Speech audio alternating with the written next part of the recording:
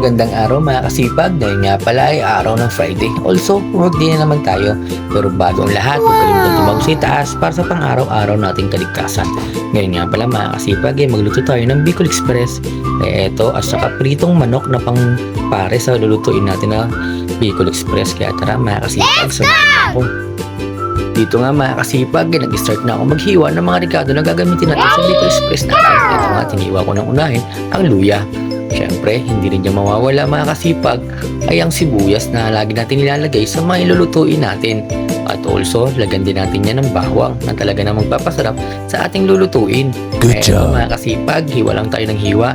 Nilagyan ko rin pala siya ng Baguio beans mga kasipag para eto, mas maraming lahok ang Bicol Express na lulutuin natin. Kaya tara, mga kasipag, samahan nyo akong lutuin ang paborito ng mga Bicolano, ang Bicol Express. Let's go! At dito nga ay ready na ang mga ricado at ang gagamitin natin para sa Bicol Express natin mga kasipag. At tara, lutuin na natin to bago mahuli pa ang lahat.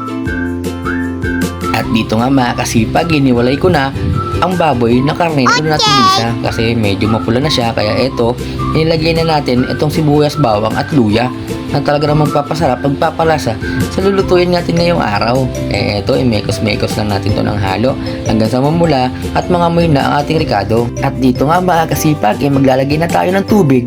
Galing pa yan sa Agos River kung saan sa Infanta, Quezon. At dahil nakakulagay na tayo ng tubig galing sa Agos River, ay naglagay na rin tayo ng gulay.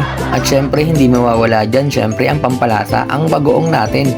Eto, sigurado ako marami na maubusin to. At dahil kulong-kulo na at malutong-luto na rin yung gulay natin at nakapaglagay na rin tayo ng alamang, ay syempre ilalagay na natin ang gata na galing pa sa kakamama ninyo. At dito nga mga kasipag, tansya ko ay talaga nang mamantika na ang Bicol Express natin. At ito ay sinabay ko na rin parang prituin at 3 pirasong fried chicken natin pampares ngayong araw.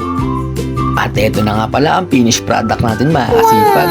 Tansya ko dito ay ubos na naman ang kanin na hinanda natin ngayong araw. Kaya mga kasipag, samahan nyo ako kami kumain ngayong araw at tikman ang napakasarap na Bicol Express at pritong manok na hinanda ko ngayong araw. Salamat mga kasipag, pero bago ang lahat, huwag kalimutang tumawag sa itaas para sa pang-araw-araw nating kaligtasan.